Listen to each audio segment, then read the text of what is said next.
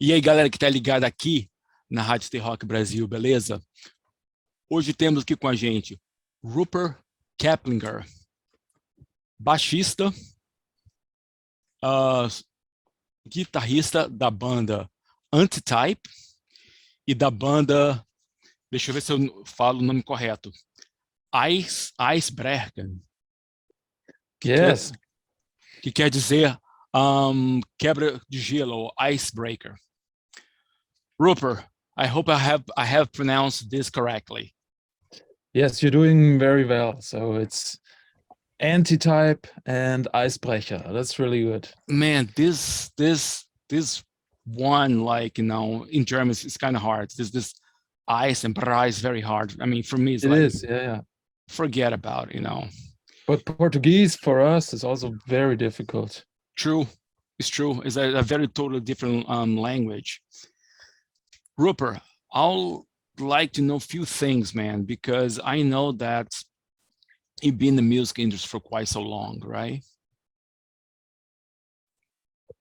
Yes, well, I make music since I think since I'm 13, 14. That's when I started playing guitar.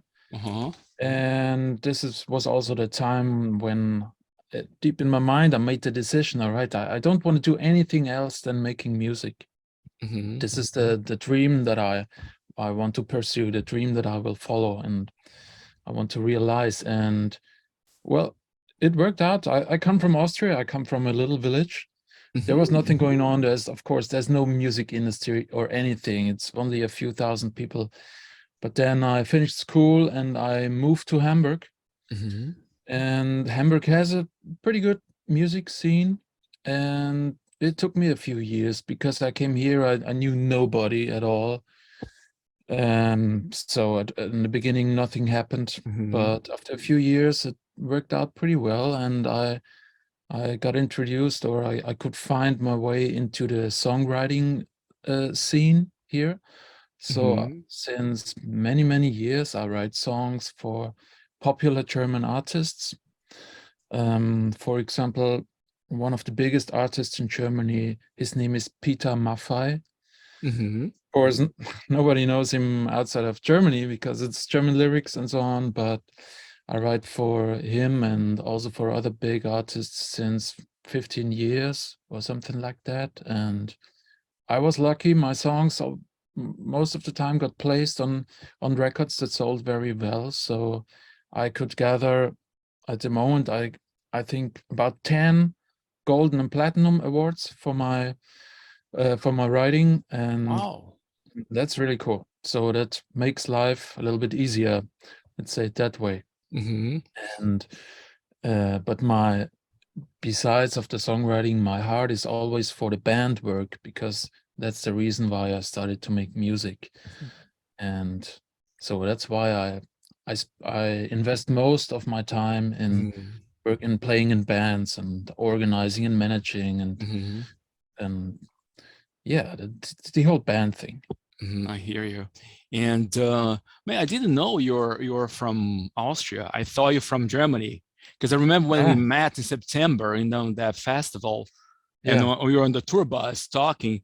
I didn't catch that part. In my head, okay, he's from Germany now, playing the German band and everything. Oh man, interesting. Yeah, well, I have to say now I sound pretty German too. Mm-hmm. As you know, there's a heavy Austrian accent.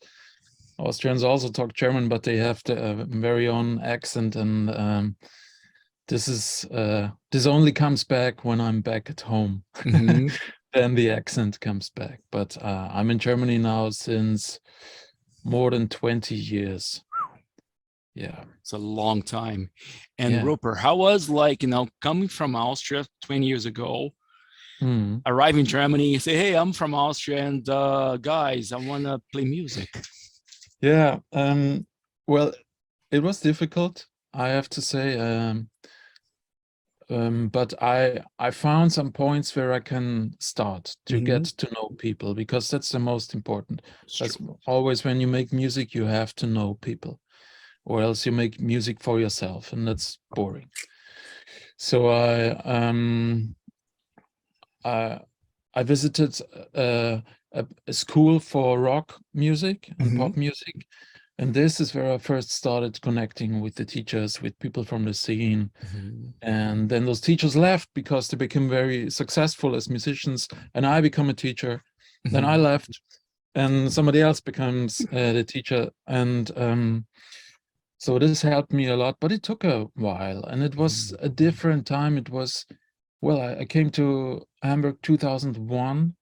Mm-hmm. I think this was mainly before the entire social media thing, if I Mm-hmm. remember correctly, right? 2001, there wasn't Yeah. much going on. No. So it Mm-hmm. was way more difficult than today to connect with people. And uh, yeah, you couldn't just write to somebody who you see online because, yeah, well, we were going by this time into the internet cafes, if you Just, remember, because I remember those yeah, days. Just put the pot of I coffee had and no then. right. I had no internet access at home because I couldn't Mhm. afford it. Back in the day, it was pretty expensive, and so it was different. And maybe today it's easier to find new connections and Oh to connect with yes. people and to stay in touch. Mhm. Oh yeah. And I mean, I can imagine, like, coming from Austria, from a small village, going to Germany. It's pretty much like Yeah. someone leaves, I don't know, Idaho, Dakota, whatever, and goes to LA. Because I mean, Hey, we both know it, Germany is huge in the music industry. They have a big market. yeah, that's true. And for me, it was a really an extreme new world Hmm. because, as you say, coming out of the very, very small village and then moving to Hamburg, St. Pauli, Hmm. all the lights, Reeperbahn, 24 clubs, bars that are open 24 hours each day and everything. So it was a totally new world. And also meeting people that say, "Yeah, what are you doing?" "Yeah, I'm a musician and I do this for a living." I said, "Wow, that's so cool. I want to do this too. I don't want to I don't want to work somewhere else or Hmm. anything. I want to focus completely only on music." And yeah, I had a few years where I had no money at all, and I had to do some small jobs here and there to pay my rent and everything, and my phone bill and what you need. And yeah, it took me a while, but then step by step, yeah, In the it end, it paid off. In yeah. the end, there was a big Absolutely, payoff. absolutely. But I love it how it is. I can't imagine doing anything else. I love to make music, although I work a lot, I have to Hmm. say, probably much more than a regular worker because I work 7 days a week and usually from 10 to 10. Hmm. But I love it. That's my life, and I love to make music and all that comes around with also the organization, the Hmm. management, and making ideas, strategies. What can we do with this band? What can we do there? How do we plan the next release? And so it's the entire organization thing. I like that also. Hmm. I hear you. I hear you. And Rupert, I know you have played many gigs, since you moved to Germany, and you've been with big festivals and stuff. Oh Which yeah. is the biggest gig you ever played, if you remember? Because I know you did many.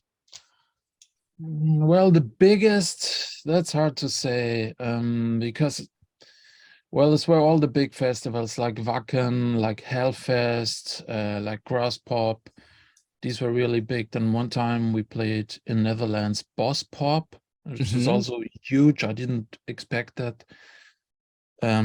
But or Summer Breeze is also big, Hmm. but it's hard to estimate when you stand there. Are these now 20,000 people or are these 30,000? There is, I can't say which was the Hmm. biggest crowd, but all of these festivals are great. It's such a cool experience. Or And Rupert, like, how was the first time, man? You jump on the stage and you see this big waves of people, and you go like, "Oh my gosh, yeah, it's how's the well, feeling, man?" the feeling is just it feels right. Uh huh. It feels when I go on stage every time. Well, the first times impressive, and I thought, wow, how cool is that? And Uh-huh. it is amazing. It's an amazing feeling. You see the people, you play music, in the best case music that you've written, you play a riff that, Mhm. you know, you sit at home and you're at a desk in front of your computer, you come up with a riff, and then 1 year later or 2 years later, you go on a festival stage with Mhm. 20,000 people and you play exactly this riff, Oh and you see people gosh. reacting to this and jumping and dancing, and that's that's really a great feeling. That's awesome, and um, it's every time great. And Mhm. now it's when I go on stage, it feels right. It feels, it's for me, it's the belonging, or the feeling you have a, you know, you have a piece and you place it somewhere. This is Mhm. the place where this piece belongs to. That's what I feel when I go on stage. I feel this is the place where I'm at the right time, at the right spot, and where I want to be. And Mhm. it's that's so I I love to see. play live. I It's see. really nice. And as we're talking before the interview, you told me you have like a lot of projects, have a lot of Yeah. stuff going on, and one of them is your own band, the Antitype. Yes. Man, I'm Right. curious because I remember we talked on the tour bus about it. But I mean, I remember there was a lot of people around us and everybody pretty much talking, trying to sell Yeah. themselves and stuff. Yeah. Yeah. Sure. You remember it was like, you know, on the second deck of the bus, like, "Ah." Yeah. But man, I want to hear you this thing. I want to know about the band, how the band Yeah. started. Yeah. I can tell you. Hmm. Well, Antitype. The thing is, I always work for many other artists, and Hmm. most of the time, when they are already big artists or established bands, they Hmm. have their own music style, they have their image, they have their sound and everything. And the stuff that I do or the stuff that I contribute has to fit to their history, let's say it that Hmm. way, right? And it's nice, but I always want to do my very own thing where I can really do what I want, and I don't have to take care. Does it fit to the band? Does it fit to the artist and everything? So that Hmm. it's really just my thing from the beginning. And this started, I think, in 2020, when I felt, wow, I really have to start something fresh where I just Hmm. make the music that I like. And I was looking for a singer, and yeah, this is the most difficult part always. But luckily, I found Andreas from Berlin, and he Hmm. was also looking for a serious project because he's a great singer and he is always trying to find good people to work with. And he Hmm. said, well, most of them are unreliable. I start a new project, nothing happens, and so on. Hmm. And I said, all right, let's team up. Do we have a similar musical background? You know, that's important. What did we listen to in Hmm. our youth? And it was from grunge to Rage Against the Machine, Linkin Park, Korn, Nice, nice. all Uh-huh. that stuff from 90s, early Hmm. 2000s, or on the softer side, something like Incubus, on the heavier side, something like Sepultura, Yeah. Pantera, of Hmm. course. Yeah, I mean, those are that's my musical roots. Hmm. And we connected, and we just started writing. I made some riffs, we met up, we made some vocal lines, some lyrics, and so on, and it worked out really well. And I said, okay, that's the stuff that I really want to do. And then we completed the band. It took a while because I was really looking for a band. So we have 4 people, Hmm. and we share everything by 4. Everything is divided by Hmm. 4. And so it's not so easy to find people that are professional musicians who are Hmm. experienced and who are ready to start something fresh again, because it means you invest time, you invest money, you never know what happens, right? The odds are always against us. Finding a new band, if you go by the statistics, Hmm. it's more probable that the band will fail. That's just the statistics. I mean, look how many bands are founded each day, and only a few of them come to the point where they can make some money and Hmm. make a living, and so coming to a point where you can keep working on the band. True. So we knew the Mm-hmm. chance is low. Founding a new rock band in 2021 or something. Who needs another new rock band? Nobody, right? There's so many bands out there. Who needs somebody who is now playing all right heavy riffs and stuff? It's all already there. But we said, fuck it, man. We do this for us. We Mm-hmm. have to do it. We have no choice. That's what we want to do. And I said, yeah, let's fucking do it, and let's do it the best way that we can. Of course, we put Mm-hmm. everything, all our experience, we put everything in it. Our experience, our passion, our time. We also put a lot of money into it. We founded our own label Oh, uh-huh. to get this thing started. And yeah, musically, what we do is we taking our roots, let's say from grunge to Sepultura to Pantera to Mm-hmm. Bush to from Nirvana, a little bit Mm-hmm. Rage Against the Machine, a little bit Linkin Park, sometimes a riff that could be a little bit inspired by Limp Bizkit even or whatever. This Mm-hmm. everything from our youth. We take our influences and transport it into the new time. You guys have your own label. How is it creating a label? How hard, how easy it is? Because back in the days, create a label, a record company was something like, wow, back in I'm talking about the 90s and 80s, people need to have a lot of money, a lot of, how it is Mhm. nowadays, build your own label.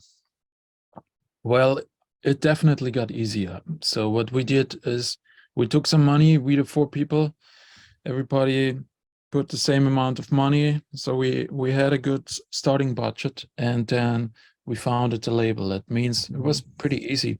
We founded a company with the four of us, and we registered our label. Mm-hmm. And then of course you need a distribution, and for the distribution we found Believe. Believe is Oh, this worldwide uh-huh. big distribution, one of the biggest companies regarding Huge, distribution. actually. Mm-hmm. And there is one part of Believe is called Blood Blast Distribution, Mm-hmm. and they're here in Hamburg. And I know the head of Blood Blast Hamburg, and with him we made our agreement that they will take care that our music will be properly Uh-huh. distributed on all platforms, and Nice. they also do the accounting. Mm-hmm. So that makes it a lot easier. So we Mm-hmm. founded Antitype Records mainly because um, when you start at zero, like we did, it's very hard to find a record label that is willing to invest Mm-hmm. a certain amount of money so you can really work. Because mainly they think, wow, the risk is so high with the bands. They have nothing. There are no Solid to numbers now. give. No, yeah, Mm-hmm. right. So they start with zero. Maybe nothing will happen. And yeah, you can find deals for that, but the deals won't be very good. It doesn't make any sense. You give away all your rights and you only get a really small advance. So we True. said, no, we don't do this. We start on our own. We take our money. We invest it because we believe in what we do. Mm-hmm. And once we reach a point where we can really negotiate with labels, then we talk again. Mm-hmm. So It's this is what wise. we do now. This is very wise decision. I hope so. No, it is. It is because as you said, like if you knock on labels like Sony Music or Warner, and hey, I'm so and blah blah blah. As you said, the person behind the company might look, okay, can we make money with these guys or Yeah. not? For them, it's a big risk as well, because Yeah, they yeah, don't sure. know. Right. And as you know, as we talked like before, record companies and banks are pretty much the same thing. You put the money in, they offer what they can, but nothing's for free. A lot of people Yeah. sometimes they think, oh, I'm going to sign up. I want to be a big rock star. I want to sign up with a label and blah blah blah blah blah blah. Okay, they might give you a paper, but as soon as you sign the paper, conditions are very different. It's like Yeah. a bank. If Yeah. you go to a bank, say, hey, I need money for something. I need to borrow money. Okay, we give you, but hey, I Yeah, mean, you have to read the small prints, but that's a good thing with being in the business for a while. mhm, So yeah, I know that it doesn't make any sense to sign a bad deal. You know, you're mhm, just hurting your own business. true. And yeah, we were in a situation that we could also afford this Mhm, start. We invested our own money, and this also means all decisions are mainly by us. And the mhm, people that we need, for example, for radio promotion, or for online marketing, mhm, we can book them separately for the time or for the project phase where we need them, and mhm. we pay them, and that's all right. Yeah, it This works is pretty good. well. This is good. And since Yeah, you talk about the label, the record, I mean, you guys got lots of singles out already, and yeah, the latest two, one was released about 2 months ago called Reason, and the yeah, other one Eternally a month ago. eternally right. Yeah, Man, tell me all about this, yeah. especially the last ones, like how was writing them. I mean, who does what? I mean, the band, who writes the lyrics, who writes the Yeah. riffs, and also I'm sure you have some funny stories about Eternally as well. Yeah, Eternally is a very special case because I remember that Andreas, our singer, Mm-hmm. he one day he's also a songwriter writing for different Mm-hmm. artists, and he sent me a track where he said, I have a listen to this line, maybe we can, to this vocal line, maybe we can use it for something. And the song was electronic music. It was a house track.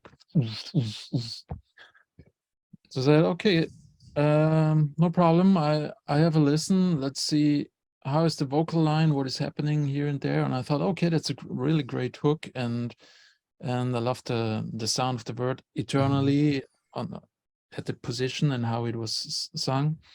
I said, okay, the song is still free. The hook line, it Mm-hmm. wasn't used from the electronic music that they made. So I took this little piece of melody and uh, put this into an empty arrangement in my Mm-hmm. Logic. I work with Logic Pro, and then I started to build around it. I thought, okay, we're using maybe a different tempo. What kind of riff can I play there that Mm-hmm. supports the vocal line and that works in our genre, and that we have Mm-hmm. something that I really like in it, that it's heavy, but it still has the emotional aspect that was already there in the lyrics with Eternally.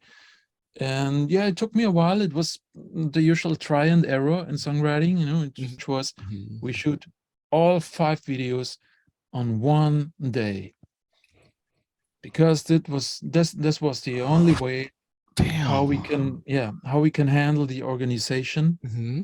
also for finding dates. Everybody of the band is very busy with his other projects and Mm-hmm. making music. We're all professional musicians, so we all playing here and there and stuff. Mm-hmm. So it's not easy to find 5 dates, and then Specific. the video guy has to, and you need 5 locations. Everything is Mm-hmm. very complicated, and it's just a waste of time organizing. So we said, all right, we find one date, we find one location. Mm-hmm. We have a good team, we have a good director. We have a friend of us, Martin Heining. He's a really good show and light designer, Mm-hmm. and he said, all right, I can make you 5 different setups. I'll make a plan. We have 5 videos. I bring all sorts of lights and stuff, and each video will have a different light setup, so it Wow. will Mm-hmm. will differentiate a bit. Mm-hmm. And we had Franz Schepers, the best photographer in the world, as I say. He was with Mm-hmm. us, and um, he took photos and everything. And yeah, we shot all the basic performance scenes Mm-hmm. in one day. It was really exhausting. We started in the morning and we finished, I think, at 10 in the evening.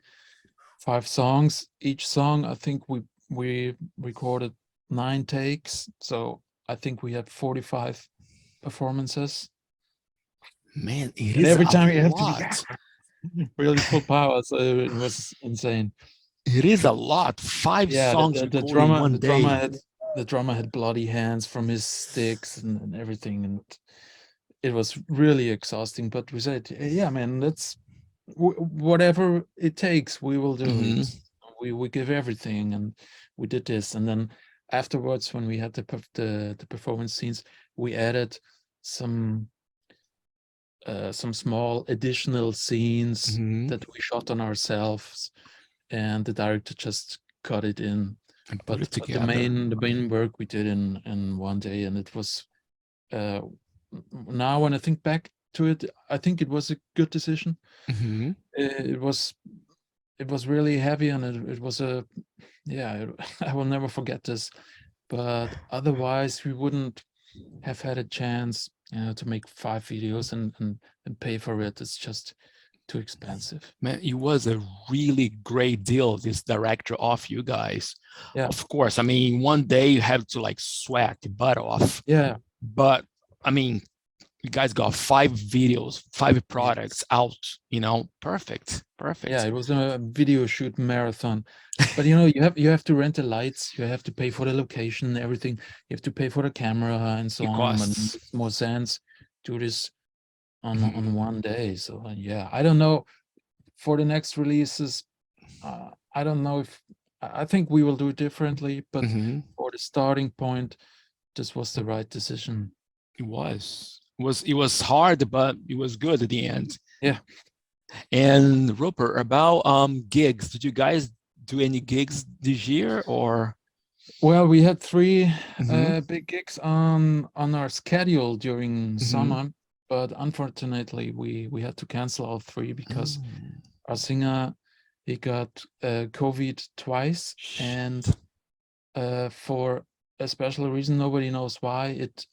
It was I don't have the medical words in my English vocabulary, but it affected his voice. Not only his voice, but also the nerves that go wow. to the voice. So um, the voice wasn't where it should be. He Hmm. couldn't hardly sing. He had to. Man. Then he was he couldn't talk for 2 weeks, and then now he can talk a Hmm. bit better, but singing is still not working. We did some recordings Hmm. for smaller things, and then he can record line by line Hmm. and take a break, and then record another line. But at the moment, he's not back at the level where Hmm. we can play live, Hmm. which of course it's a big bummer. It We make is. music, we want to go on stage, we want to play live, we want to connect with the fans, we Hmm. want to we want this emotional experience with the fans, right? Hmm. It's something different than you just put out the video on YouTube or on Spotify. People look at it at home and say, "Yeah, I like it," or "I Well, don't now like I it." want to But see. yeah, but yeah, but Hmm. the experience. We do something together. We play, Hmm. you party. We have a great evening together, Hmm. and this experience is now it's still missing. But And this was yeah, because of the Corona thing. yeah, Man, I it affected didn't his know. voice. He's fine now, everything, but his voice is still affected. Sometimes that happens. Doctors said that's rarely, but sometimes it happens. Also, teachers or people who talk a lot Hmm. also have sometimes these problems. And yeah, well, it's bad Wow. luck. What can you do? True. We have to sit Yeah. it out. We have to wait. And we have a great booking agency Hmm. in Germany. Headline concerts, they are very supportive. Hmm. And as soon as Andreas is his Back on voice track. is back, yeah, then we will go out and play, Oh man, I definitely. hope, I hope, I hope he comes back soon because the Yeah, videos are fantastic. I mean, the songs are like really, catchy, very into it, and as you're saying, like as soon as Andre is back on track, his voice is, back, and the whole thing is, he's, let's say, one piece, healthy yeah. one piece, and then any plans, or it's too early to talk about 2023 Um, next uh, year? we have no live shows scheduled now. Hmm. Because we agreed with the booking. Okay, let's wait Hmm. until he can really say, by Hmm. this time I'll be fit, I'll be ready to sing, because at the Hmm. moment he can't really say. And we don't want to book shows now again, and then maybe we have to cancel it. We don't want to do this now. So we have to sit this out. Hmm. We have some recordings still from summer. where we can keep working on, and we have some more songs left, so we can we have still music that has to be finished, or that can be finished, and also he's able to record piece by piece when we're taking breaks in between, so we can still make music.